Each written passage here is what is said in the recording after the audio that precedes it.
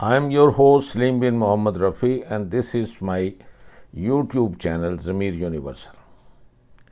Today I am going to draw a parallel between the Bosnia-Herzegovina massacre, where the Muslim men and boys were separated from the women and taken to a forest where you can see them being executed by the Serbians along with their facilitators. You will see that the mass graves dug afterwards and how they were buried, and you can see the cemetery and see that the war criminals, one drank poison and died, the other was found dead, and the facilitators were all one way or the other. They either took their own life or they were spitted on their face throughout their life, and they died like a dog. And now you can see exactly the same thing being repeated, that what you saw in the mid-90s, you are seeing now in 23-24 on just a small little tiny incidents of, and which was, I'm certain, the result of blockade for 16 long years, opening the lid, and I think was encouraged, funded and facilitated by Netanyahu to find an excuse to have his hand on a real estate property of the shorelines, which there were the billions and billions dollars of gas and oil reserves. And he and Donald Trump's son-in-law, Jared Kushner, another property tycoon, they want to sell that for billions and billions of dollars and have the coastline converted into the beaches where the women can walk with their bikinis on, and these guys can sit with sipping the wine or drunk and do all sorts of illicit and all sorts of sins and all sorts of ills commit there, getting the people from all across the world to sell them this property and put money in the pockets of these people who they are like animals, cornering them in Rafah, and say that we give you citizenship of United States of America with full rights, and we pay for your house there, we also pay for your job, and you vacate this land so that we can flatten. They've already flattened north and south, and there's nothing left. And see the mass graves as well, and you will feel sick and you will vomit on it. So such a race, the Zionists, with their own people say they are not Jews. They are racist and they have an apartheid state. They have to be the most hated people on earth. And now they have themselves started to say how people hate them all across the globe. You can see the youngsters, all the Americans, both the Jews and Christians and all the others, pro-Islatini protests all across the globe, not only in the United States. And you see this man who is mentally retarded, who is sick person, is schizophrenic, Netanyahu, the evil, and his supporter, they should face the same fate. And you see the scenes similar in the International Court of Justice. And you see how he was on the run for 15 years, the Serbian and general, and arrested. Netanyahu probably will be arrested in just few days, not 12 years, he will be on the run. And he will take his own life and rot either in the jail cell. So would Joe Biden, and so would all the other people in the Senate and Congress who are supporting and getting money from the AIPAC. So sold out the country to them, and I think the Muslim countries, especially the people who, I'm talking of the public, not the governments, they should, as proposed by Iran and as proposed by Turkey and proposed by Malaysia, and I think the public of the all 57 Muslim countries, I'm not talking of the official governments and the armies, but I'm talking of the public. And I've been told and I've learned, and I will say within quotes, that there are now hundreds and thousands of soldiers who are going to surround Israel and have their rockets on their shoulders, and which can fire and bring down the helicopter or a plane and building and tanks and everything. And you can see when they are surrounded from all across the enclave, they forcibly occupied, then they will have no place to run to, they will have no place to their hide. And then I've been told that they are recruiting the best swimmers in the world, so they will have also a fleet of hundreds and thousands of swimmers who will cross all the coastline of the present Israel, and they will destroy their naval vessels, they will destroy their submarines, they will destroy their coastal cities like Haifa, like Tel Aviv, like Eilat, and there will be nothing left. So run if you have a lot of time, especially all the settlers. They can leave now, and those who came here to do business, because there isn't going to be any business for years and years to come.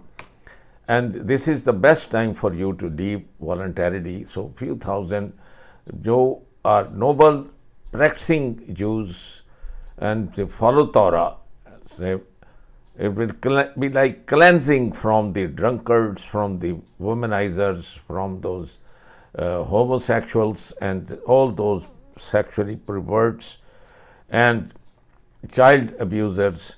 So this will be the best way now to leave and get the first flight out or go by road. Many of you who have dual citizen should have no problem in. And remember that the public, and I again repeat that this is who is in the center of it organizing it. I have no clue, but there is from all Muslim countries, there are contingents, the retired best pilots, the best shooters. I think now you have no place to escape to. Because man proposes and God disposes, and that applies on you, Netanyahu, that applies to you on your army chief, and applies to you on your defense minister, and all that rascals who say that we would like to annihilate the whole of Gaza, kill every Palestinian and have the whole from river to the sea to just those Zionists. You aren't going to have your this dream. You would be daydreaming, and you keep dreaming because it's never ever going to come true. With this, I'm going to show the evidence and show you the parallel between the mass graves and show you the trial.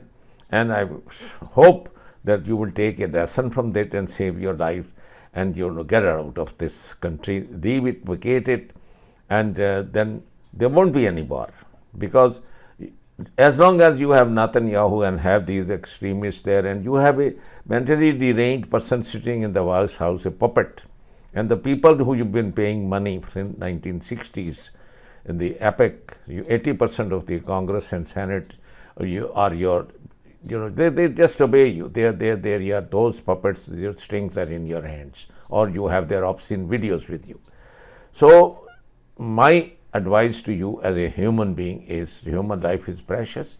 So especially your women and children should make you or force you to quit and leave voluntarily and stop fighting, because you cannot fight Hamas, you cannot fight Hezbollah, you cannot fight Houthis, you cannot fight Iranians, and you cannot now obviously fight this multi-country public force. This is not the country's force. It includes Saudi Arabia, it includes the Gulf states, it includes your neighbors, everyone, especially the Turks.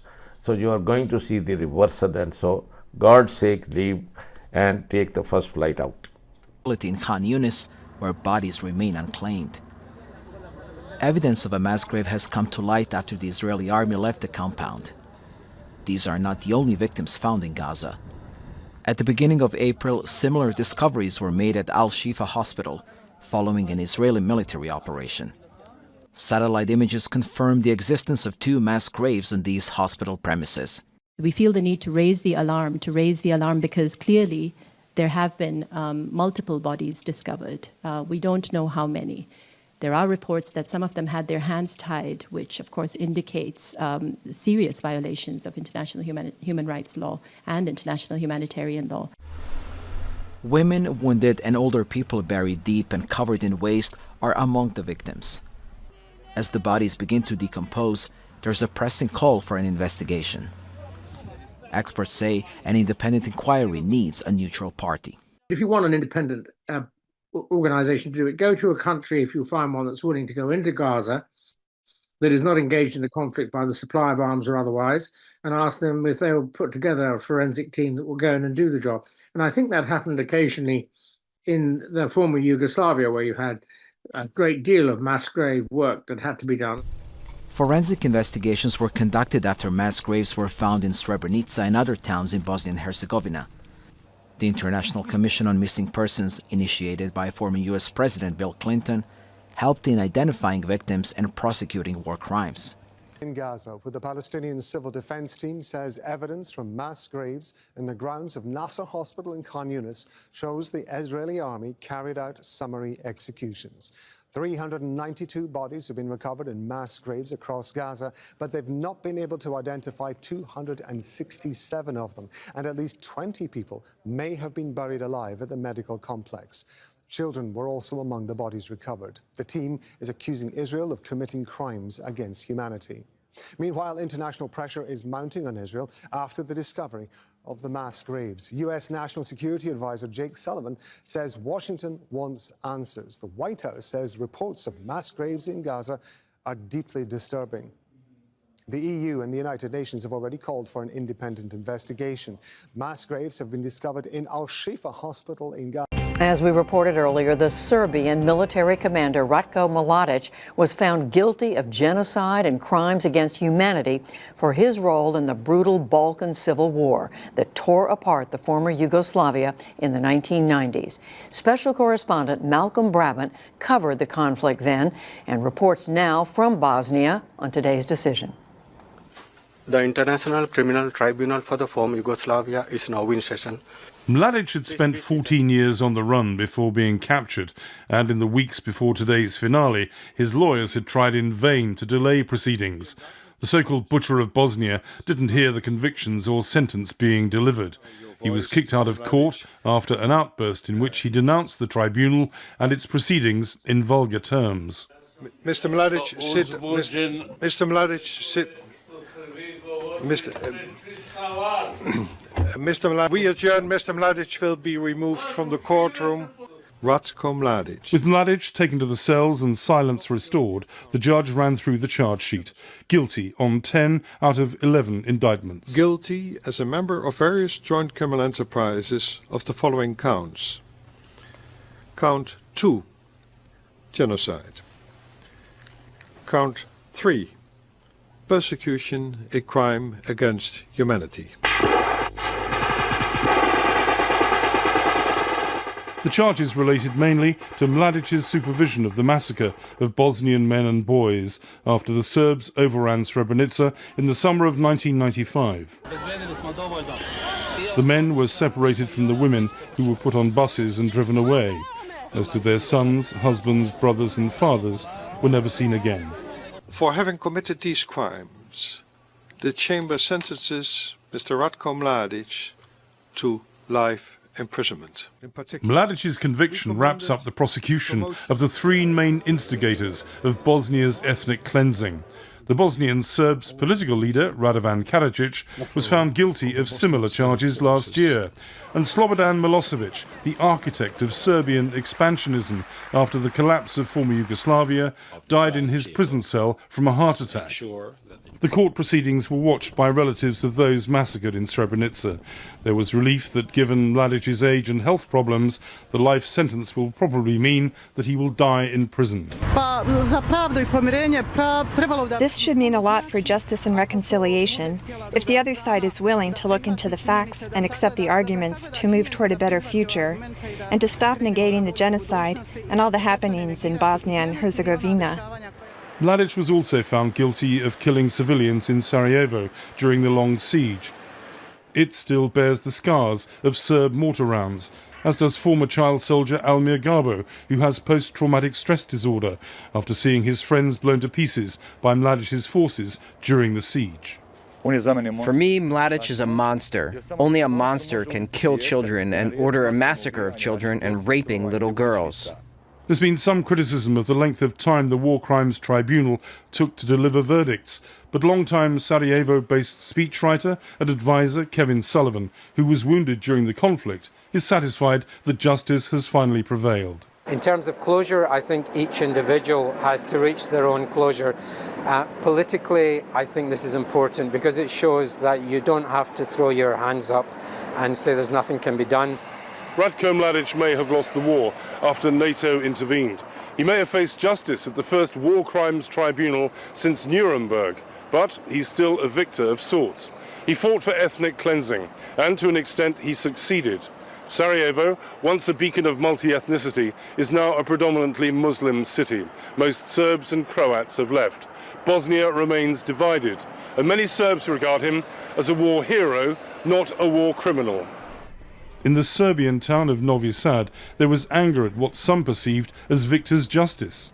I have no comment. Really, what a verdict. The man should have been released to go home, not sent to prison because he is guilty of nothing. Well,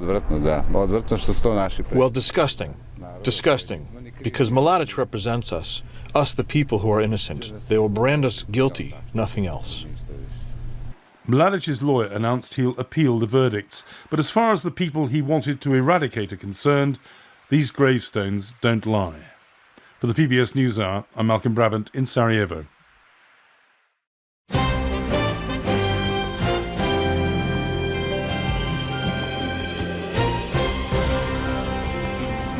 Because apparently criticizing Israel's slaughter of civilians in Gaza is anti-Semitic. It's the same thing as what the Nazis carried out during the Holocaust. Yeah, because if you're for peace and saving innocent lives, you're a Nazi.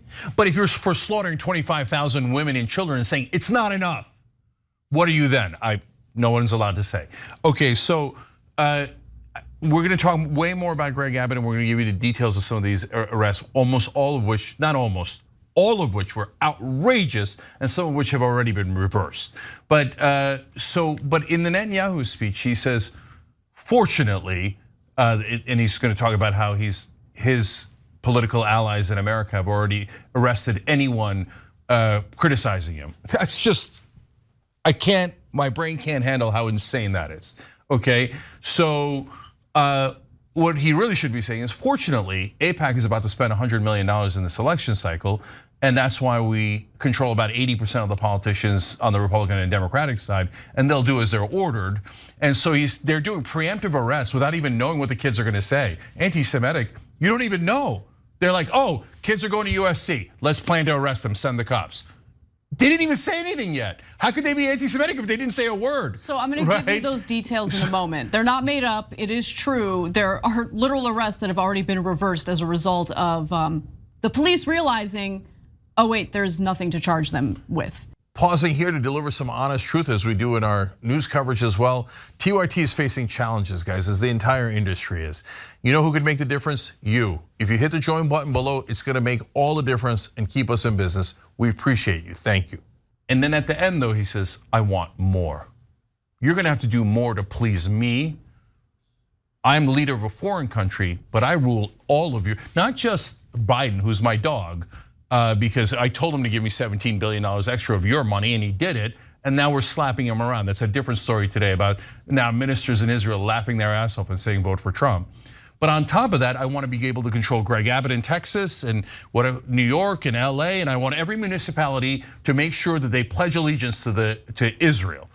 That is insanity, because guys, it is not, if they were doing actual anti-Semitism, and these kids at UT or USC were surrounding Jewish students, I'd go in there myself to break it up. Are you crazy? We're not gonna allow that, we're progressives. We're all equal, we're gonna stand up for our Jewish brothers and sisters. But that's not what's happening at all. You know what's actually happening? They're protesting for divestment. That's what you never hear in mainstream media. The most offensive thing of all, right? Exactly, you cannot take the money out. How dare you, right? Arrest everyone talking about taking money out of Israel. That money is ours and we deserve it. Who the hell are you, Benjamin Netanyahu? Who are you to us? Ally my ass. So he falsely accused protesters of calling not only for the death of Israel and Jewish people, but for the death of America too. That is what he claimed the protesters are calling for. There were protesters, by the way, my favorite thing that I came across today was local news, because there are protests on college campuses in California. So I was watching local news, KTLA specifically, and they're trying to find examples of violence or anti-Semitism, right? So they finally find a group of students who are chanting "From the river to the sea," and that's it, that's all they've got. Because they automatically assume chanting that means that they want the slaughter of Israelis in Israel, which is completely false, completely false. Okay, guys, this is absolutely indisputable. Benjamin Netanyahu said "from the river to the sea" just a couple of weeks ago. It's okay when he does it though. Okay, so let's be clear. If you're gonna arrest students for saying "from the river to the sea," which is not a thing you can arrest somebody for in America, that's called free speech. And even if you think it means a genocide, even if you hate it, you can't arrest somebody for that. But if we're being fair and going, okay, now we're arresting people if we don't like the certain slogans, right? But Netanyahu also uses slogans. So are we going to arrest Netanyahu the minute he steps on American soil? Universal television को subscribe करना ना भूलें, उसके बाद bell button पे click करें और अपने कमेंट्स के सेक्शन में अपने कीमती जो ख्यालात का इजहार जरूर